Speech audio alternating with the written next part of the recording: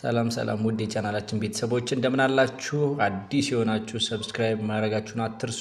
ነባሮችም ደግሞ ላይክ፣ ኮሜንት፣ ሼር ማድረጋችሁን አስቀጥሉ እያልን ወደ ዕለቱ መረጃዎች ስናልፍ የመጀመሪያው ነገር የሚሆነው የወልቃይት ጉዳይ የወልቃይትና የአማራ ሕዝብ ማንነት የማስጠበቅን ጉዳይና መከላከያ ሰራዊቱ ከዚህም አንጻር እየሰራ ያለውን ጉልህ ሚና የምናይ ይሆናል ማለት ነው። በሌላ ዜና የትግራይ ሰራዊት ወይም የህወሓት አመራሮች የሻዕቢያን ሰራዊት አናምነውም ሲሉ የሰጡት ቃል አለ።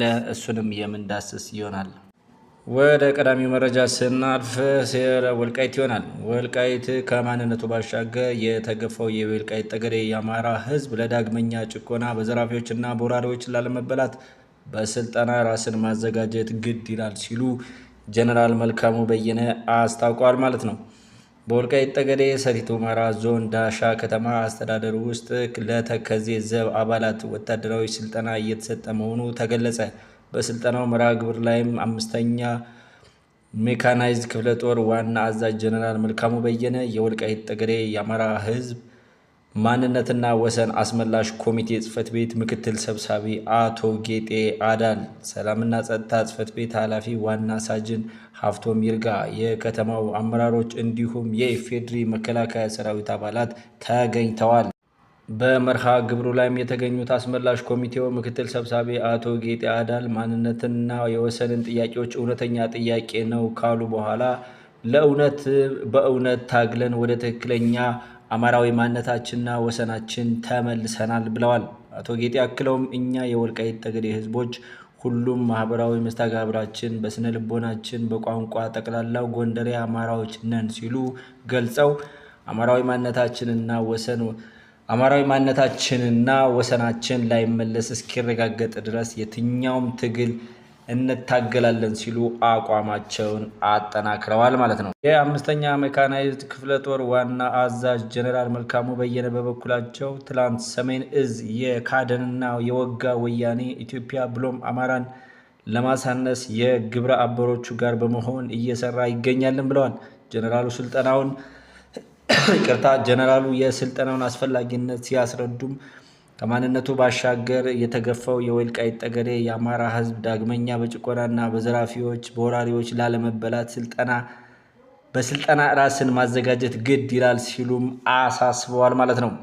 አክለውም የጥንት ጠላቶቻችን የተፈጥሮ ሀብታችን ለመጠቀም ከውስጥ ባንዳዎች ሆዳደሮች ጋር በመተባበር ቀጠናችን ወደ ግጭት አዙሪት ለማስገባት እየሞከሩ ነው ብለዋል ያሉት ጀነራሉም መልካሙ ሀገራችን ያላት ሀብት በመጠቀም እንዳታድግ የሚያደርጉ ጸረ ሰላም፣ ጸረ አማራና ጸረ ኢትዮጵያ ኃይሎች እንዲሁም የጠላት ሎሌ ባንዳዎች መታገልና መመከት አለብን ሲሉ መልእክት አስተላልፈዋል ማለት ነው። ወደ ሌላኛው መረጃችን ስናልፍ ጀነራል ምግበይ የትግራይ ጦር አዛዥ የሆኑት አንዱ ሻዕቢያን አናምነውም ሲሉ ሀሳባቸውን ሰጥተዋል።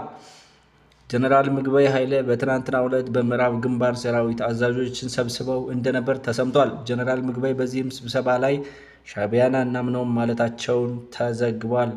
በዚህም ወታደራዊ ስብሰባ የህወሓት አርሚ 13፣ አርሚ 17 እንዲሁም አርሚ 11 ከኮር በላይ እና ከኮር አዛዦች መገኘታቸው ታውቋል። በስብሰባው ላይም ጀነራሉ በአፋር የመሸጉት የሐራ መሬት ታጣቂዎች እና የሐራ መሬት ታጣቂዎች እኛን ሊያጠፉ የተነሱ ናቸውና ጠላቶቻችን ናቸው ሲሉ መናገራቸውን ዘገባው ጠቅሷል። ከዚህም በተጨማሪ የሻዕቢያ ጋር የተጣመርነው ለፖለቲካ እንጂ አምነነው አይደለም ብለዋል። በስብሰባው የተሳተፉት መሃል አንድ ከፍተኛ የኮር አዛዥ እኛን የሚበላን ሐራ መሬት አይደለም፣ በነፃ መሬት ያለው ኃይል እኛን ከመብላት በፊት የትግራይ ህዝብ ያጠፋናል፣ መፍትሄ እንፈልግ ማለታቸው ተጠቅሷል ማለት ነው። ስብሰባው ባለመግባባት የተጠናቀቀ ነበር የሚለው ዘገባው ጀነራል ምግበይ የስብሰባውን አቋርጠው መውጣታቸውም ተገልጿል። እንደ ሉዓላዊ ሚዲያ ዘገባ ማለት ነው። ወደ ዕለቱ መጨረሻኛው ዜና ስናልፍ የአማራ ክልልን የወልቃይትን ድንበር የማስጠበቅ ዘመቻው በመከላከያ ሰራዊትም ተጠናክሮ መቀጠሉን የመከላከያ ሰራዊት እየገለጸ ይገኛል። በዚህም የተነሳ የዛሬውኑ የተካሄደው በአማራ ክልል በወልቃይት ጠገዴ ሰቲት ሁመራ በዳንሻ ከተማ አስተዳደር ሲሰለጥኑ የቆዩ የተከዜ ዘብ ሰልጣኞች ምርቃት መከናወኑን የዳንሻ ኮሚኒኬሽን ቢሮ ዘግቧል ማለት ነው። መከላከያ ሰራዊቱም የህወሓትን ዓላማ ለማክሸፍ እየሰራ በቁርጠኝነት እንዳለ ይታወቃል ማለት ነው። ለዛሬ የነበረን መረጃ ይመስላል። ቸር ቆዩልን።